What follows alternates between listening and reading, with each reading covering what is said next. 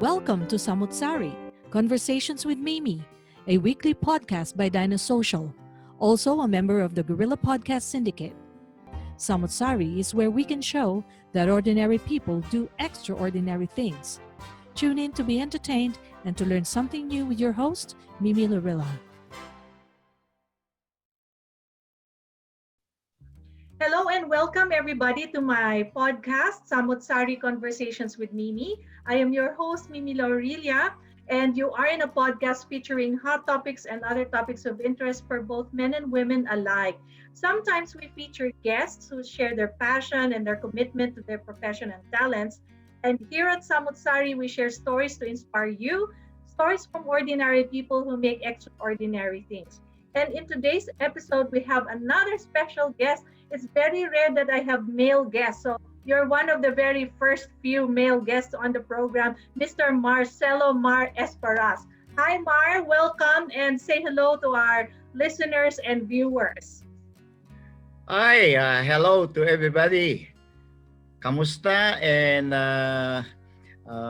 here, I am here in New Zealand, and welcome.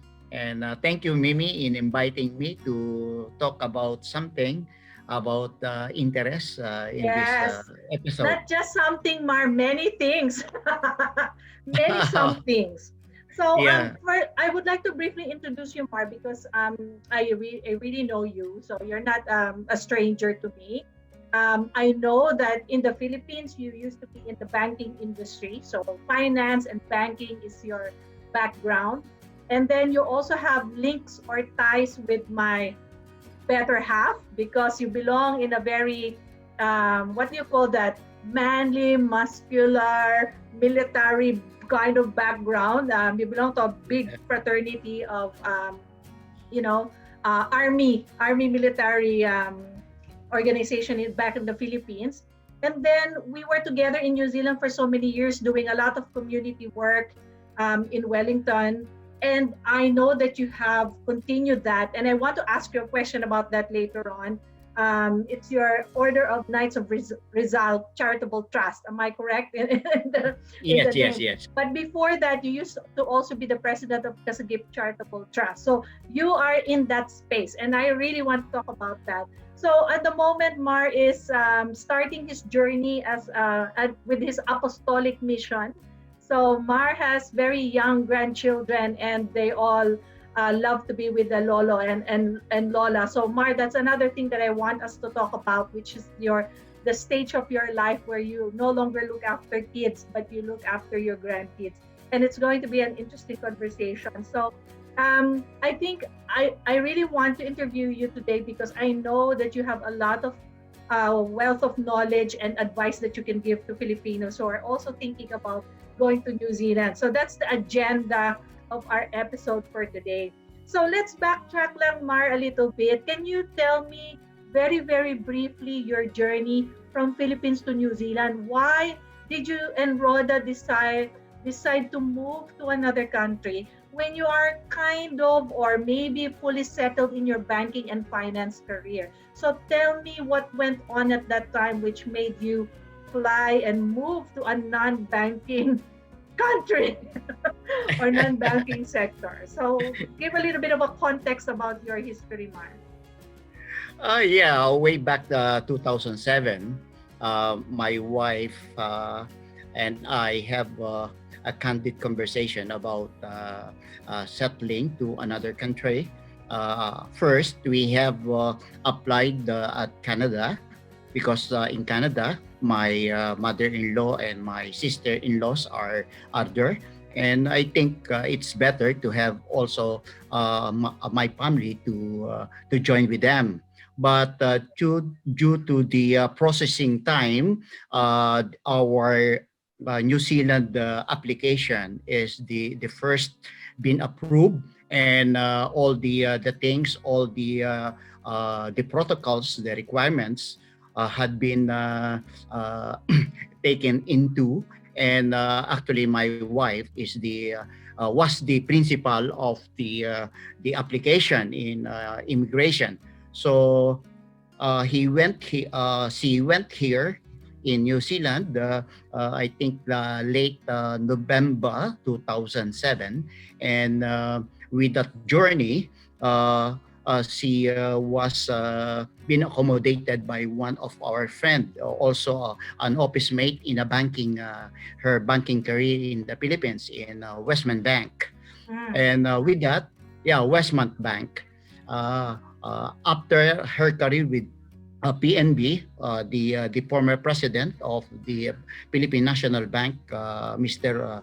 Uh, uh, I really, Mr. Espirito, Mm. get them the team to Westmont, and then that's it. That is the journey of my wife with her friend.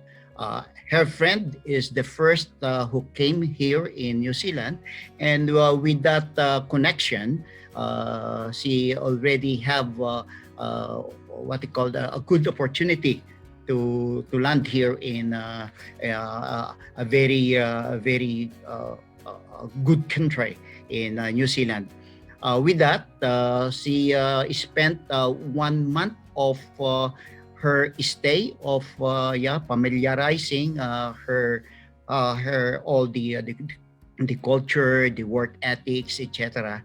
And after 2 months, she got uh, a permanent appointment with one of the government entity, which lead us to approve our WTR status, the That's work right. to residence status visa. And with that, after a month, we are able to uh, to uh, to to finish all the requirements in the Philippines, and joined my wife here in New Zealand by renting. First, we rent a decent house, and then we bought one car for our how to mobilize within the city. And it's a lot of adjustments on the people, adjustment on the community, and with my wife adjusting to the new job. Me, I'm also starting to to find a good job that is fitted on my qualification. But if a bank manager goes to another country and you have to downgrade your what you call that, your biodata, so that they Yes. will not be intimidated in That's while right. interviewing you. So yeah, so with that, my first journey, my employment is with the New Zealand first New Zealand, that is one arm of the first New Zealand capital, that is stock brokering, etc. And my first work is reconciliation analyst. So with that, it's also fitted for my qualification and knowledge and experience, because with reconciliation, it is just an accounting background, and just balancing all the transactions within the day. So with my 8 years stint in first New Zealand, I decided to stay here in Lower Hutt, because the traffic situation. That's It right. takes me 45 to 1 hour traveling with the sometimes.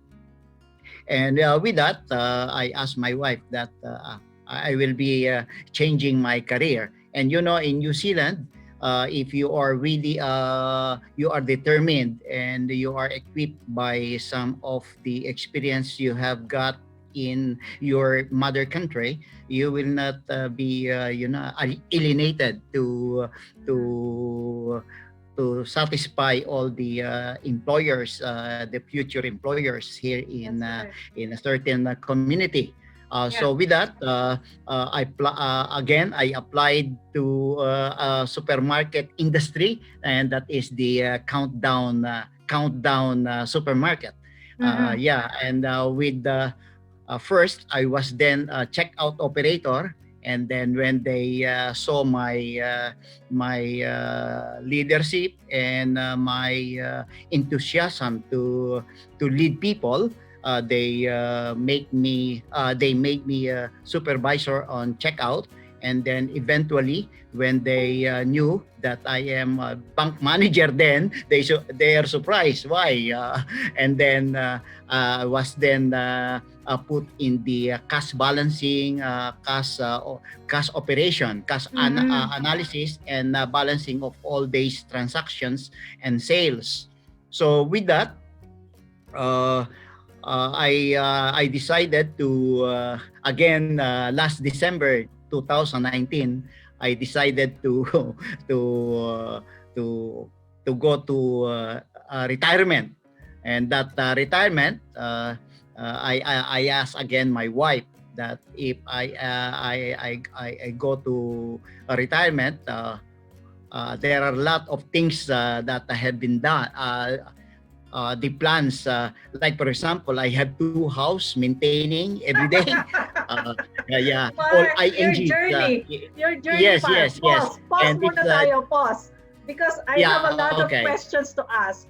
So, one okay. of the things that I realized from your story, Mar, is your evolution, your your continuous change, and your ability to adapt. Because you didn't mind that you were in the banking sector before, you worked as a manager, you have a high position. You moved to New Zealand, you still went somehow into banking, although you kind of demoted yourself to balancing, and then later on you decided you want to change careers, you want to go to the supermarket industry, but because you have so many skills, they want to upgrade you within that supermarket, and then you suddenly decided maybe enough is enough, you want to retire. So what is why, Mar? I mean, how come you are able to adapt when some Filipinos have this dream or have this mentality that when they move abroad, they will be even better than who they were before, or they have this expectation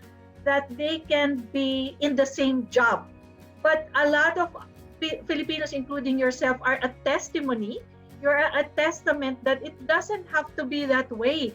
How can you help me explain this to Filipinos that it doesn't mean that if you are not in the same job, you are a less kind of a person. Actually, it's not. I mean, you are in a new country, you have to learn. So I want you to kind of explain that a little bit more. Okay. As I've said, I am a former bank manager and an area manager in our region in Laguna. And when you came to a certain country like this, they are, the employer, your future employer will be checking your credentials. And sometimes, like for example, here in New Zealand, when when I apply for a certain position, it is the position you are applying for. You have to pitch your biodata for the position.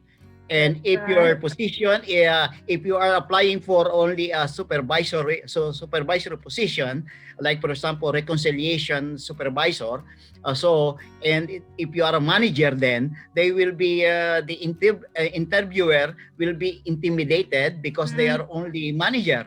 And mm, then probably they are thinking that someday this will replace me like that.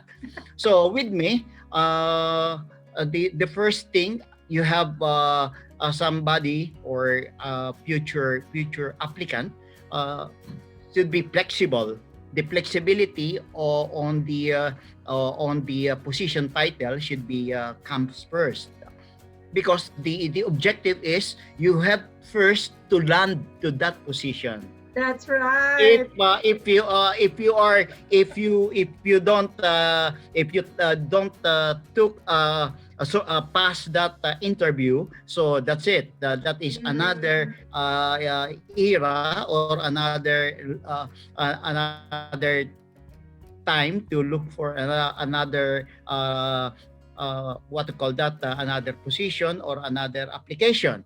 So it's better to do good thing or the best to the position, and then after that, if you are like for example me in FNZ, I was then a reconciliation clerk. I was a clerk during the time when they saw my potential. One time to another time, you will be promoted, and that Yes. promotion will count. So, Yes. and that's it. And that's it. Yeah. It So is I not think, Mark, an abrupt. Yeah, that's right. It's not that easy. it's It's not not an straight away. abrupt yeah, Yes. Yeah. yeah, you go to step ladder, because in New Zealand, even you are an high school graduate here, you can land if your attitude is the best in the position. It is the Mm. attitude, it is your responsibility, your dedication, and your how to champion the work. Yeah. Even though that is just a simple reconciliation and balancing, you have to exert effort also, and to ask management or to ask your supervisor or manager, what are the other things to do. And Yes. especially me, I always volunteer when the health and safety is vacated by somebody because he is promoted, and then right away I told the manager, I think I am best person to that health and safety. And after that, I was then promoted to chief warden and fire warden, and that's it. Yeah. I'm Oh, managing exciting, Mar. yeah, managing not only two floors of FNZ, but the whole providers in that building. So that is Mm. 6 floors in Wellington. Yeah. They yeah, I and think, Mark, the reason why you've succeeded in your different pursuits, professional pursuits in New Zealand, is because you're the type of person who always is eager to learn, is eager to do something new. You don't let that position get into your head. What you're yeah, thinking is what you can contribute, and then it will follow. If they see your potential, like you said, then there are a lot of opportunities. So I guess the lesson here yes, is that Filipinos don't need to get stuck. So if you want to go to New Zealand, don't get stuck in the idea that you will be there straight away. Like what Mar said, it takes time. You do it step by step, one step at a time, mm, and then you will reach your dream. So I'm loving what you're saying, Mar. You make me miss you all the more because that is really your style. That is your personality, and that is a formula that keeps on working, that not a lot of people realize that they have to change their previous pag-uugali or diskarte yeah. to As really I've said, succeed. yeah, Yeah, as yeah, go I've ahead. said, somebody should be flexible, Yeah, flexibility, yeah, adaptability. Yeah, yeah. That's it. Those are great qualities. Now, Mar, let's move on to another subtopic. So, you also are heavily involved in your charitable trust. Can you briefly tell us what that trust is? Why did you and some of your compadres decide to, form that? And what is the how does it help the Filipino community in Wellington or in New Zealand in general? yeah. Okay, 8 years ago, I was then first. One of my quality in helping people, the community, is volunteerism. So Yeah. even though we don't have any remuneration and we are not compensated with your work or job or responsibility, we are together with our Kasagip Charitable Trust, Yeah. and almost. I'm almost 3 years serving as chairman of that charitable trust, Mm, Kasagip. That helps our community, especially those who are new in the area or in the community. Regardless of ethnicity, we are that's right. helping them, Yeah. and we help different races here coming or especially migrants. That's why kasagip. So meaning to say brotherhood. Yeah. In the sense.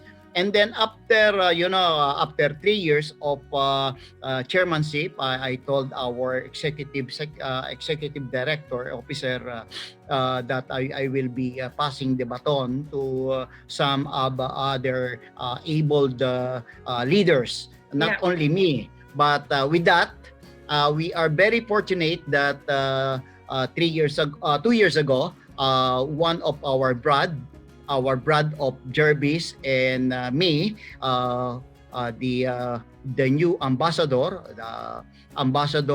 His Excellency uh, Gary Domingo, our class 90, came here and told me, "Oh, Brad, please help me for my first week in orienting myself in the New Zealand tradition, etc." So without too much ado, I helped my brother in arms, and that's it. So after several months, uh, the ambassador told me, "Oh, Brad, we have one organization in the Philippines, and even me in Saudi Arabia. I formed an organization in Saudi Arabia when I was there as the consul, the Order of the Knight of Rizal." And the objective of this is to help also community, our less fortunate and marginalized communities sectors, and that's it. And I told him again, "Oh, no problem, sir." And okay, Mar, can you kindly organize, or like for example a platoon of leaders like that? And with my experience with our community, dealing with some community leaders in Wellington, I easily organized 12 people with our newly organized organization, that is the Order of Knight of Rizal Wellington chapter. Right. Actually, the first chapter is in Auckland. And with the proximity of Auckland, the ambassador cannot go there on a weekly basis. And he told me, "Oh, Mar, you organize the Wellington chapter." "Okay, sir." And then with that, after several weeks, and that's it. We applied for the establishment of the chapter. And with my experience with Kasagip Charitable Trust, I organized all the legal documentation of organizing this organization. Applied in the companies, New Zealand companies organization, and then applied for a charitable trust, because that is one of the requirement of the New Zealand. If you are a chapter or you are helping people, you should apply also for a charitable trust, so that you can take advantage with uh, the programs of government in funding and giving you budget on a certain project. That's And with that, right. and that's it. So I'm maximizing all the things that I have learned to you when we have in Kasagip, because That's right. it is very hard to formulate a program with budget, activities, etc., and then analysis, so that it will be easily approved That's right. for funding, and that's Yeah. it. So, With Mar, this, I'm so impressed with the work that you've done. But who can join your Order of Knights of Rizal group? Is there a special qualification for people if they're interested to join the Auckland group and the Wellington group? Maybe somebody is listening or watching us right now who wants to join your group. Are you open to membership? yes, actually, membership of Knight of Rizal is through recommendation of the previous member or recommendation of community leaders. It is not just picking up people to do these things, etc. Because doing all the activities, projects, planning of the chapter, it is what you call this bayanihan Mm. style. Yeah. So yeah, in coordination or collaboration of everybody, think Mm. for such event or program, and that's it. Mm. So it is not it is regardless of ethnicity. Actually, we have recruiting people, like for example, one friend of our ambassador, which is an Iranian security technocrat, who is taking his doctoral in Victoria Universities, is Mm. planning to join with us early this year, because with the COVID-19 pandemic, we stopped our recruitment due to social distancing and etc. But now we are in level 1, we can push through again. Mm. So regardless of ethnicity, it is we are welcoming all people in all walks of life, in a different discipline, whether you are in banking, you are managerial position, etc. And that's it. Because we have a lot of project that can be have what you call it You have to spend your everybody. budget, Mar. You have to spend your money.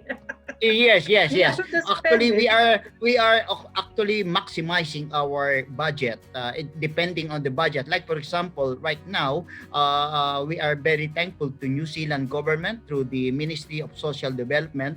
They gave us a certain number of budget to help to alleviate our COVID-19 affected individual in our region. Mm. So with that, I really don't know if you saw my posting in my Facebook. I have completed almost 4 tranches of projects. So with the tranches of project, that is food distribution Right. to COVID-19 affected individual, regardless again of ethnicity.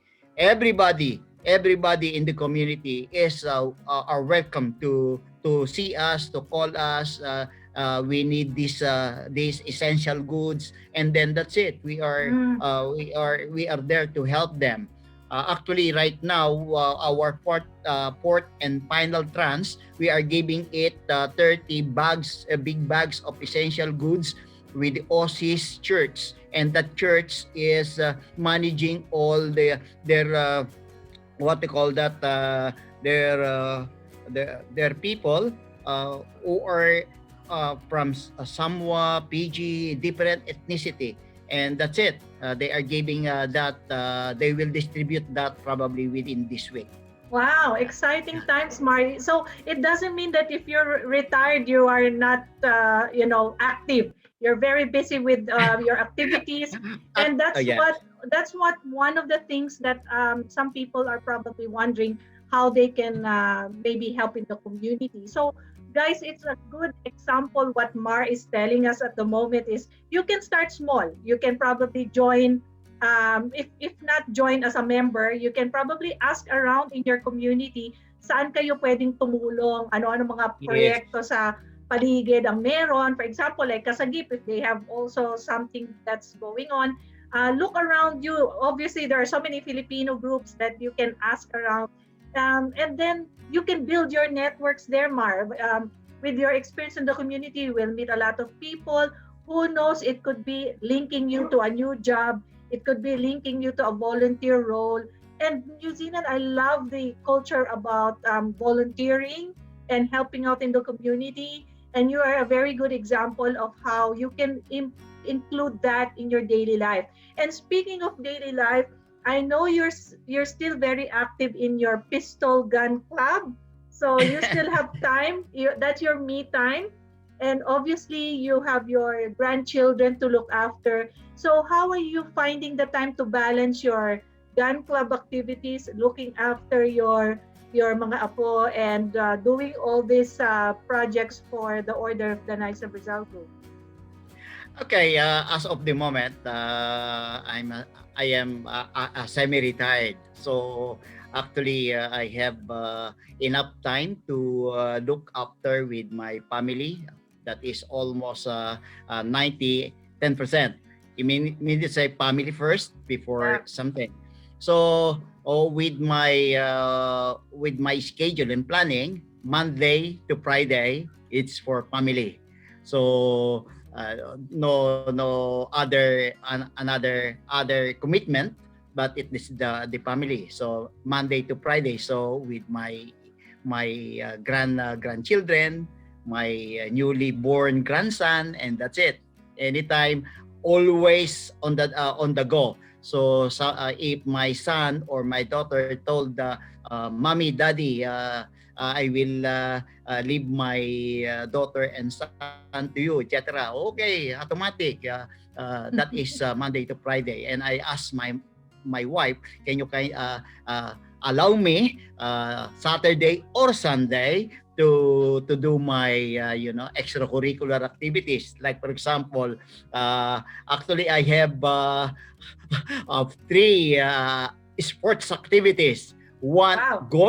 golf, and then bowling, 10-pin bowling, and shooting. And my Mm. wife, just select one, and that's it. Just like And I told her, oh, my that is my first and foremost sports activities, and that is that's right. the practical shooting activity, and that's it.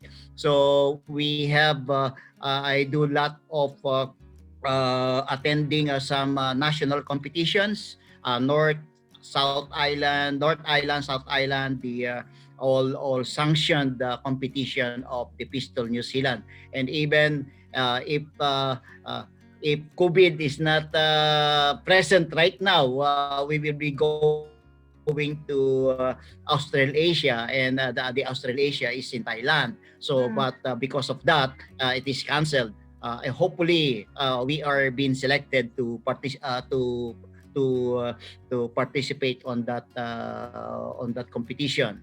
So there are a lot of Filipinos here in New Zealand excel in pistol shooting, and that's Wow. why the New Zealander is really very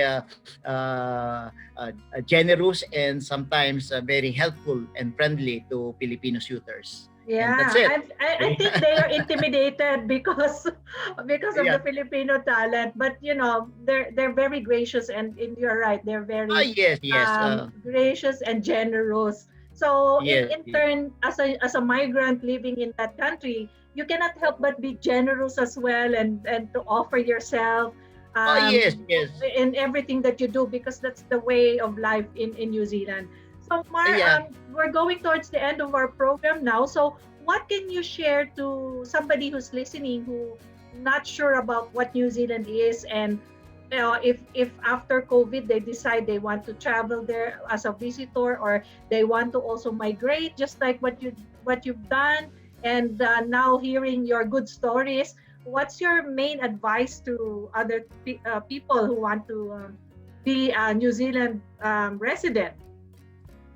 Yeah, to those individuals, especially young couples, it's better to go to this country, New Zealand, because I found it to be a family-based country, New Zealand, and we have uh, any other country in the world that have a four season in a day. So Yeah. here in Wellington, in the morning it's sunny, and then in the afternoon it's raining, and sometimes in the evening it's snowy. So Yeah. and that's it. That's why there is a song for season in a day, and that Mm, is the Wellington City in New mm, Zealand. Actually, uh, I advise all like for example. Uh, like to pursue their career, further career here in New Zealand, especially in IT. They are very strong in IT and strong in also in farming. In the Philippines, when you are called, you are a farmer, you are poor. You Yes. belong to the low society. But here in New Zealand, though, if you are a farmer, you are a billionaire. Mm. So you own vast tract of land, you own cattle, you own sheep, you own something. You are managing the. That's why cattle raising here in New Zealand is dairy farming is a very lucrative industry. So if you are within that industry, you are welcome to go to New Zealand. Yeah. Wow. So And farming that's is it. still the strength of New Zealand, Mar. And I'm missing New Zealand, to tell you honestly. I've been on my seventh year this year living in Australia. Life in Australia is very different, but it's still different when you go back home. And obviously, New Zealand is our home. Although our home country is the Philippines, but New Okay. Zealand is our adoptive home. And how I wish we could go back again and reminisce the good times that we have and visit you in Wellington. But Mar, Yep. I really appreciate you for the time that you spent here at Samu't, Sari, and your words of wisdom. So I think if people want to get in touch with you, they probably have to contact me, and then I will contact you. I think that's the way to go.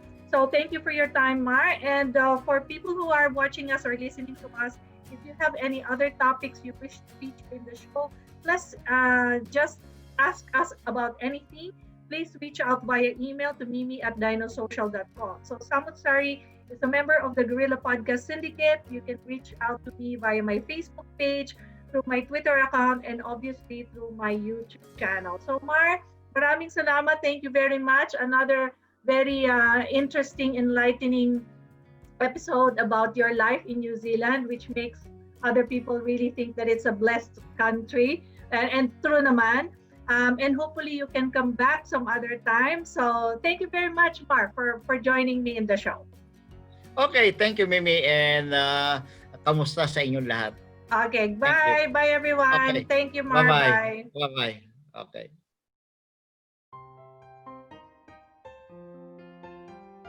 If you find value in this episode, make sure you like and subscribe to be notified of new releases.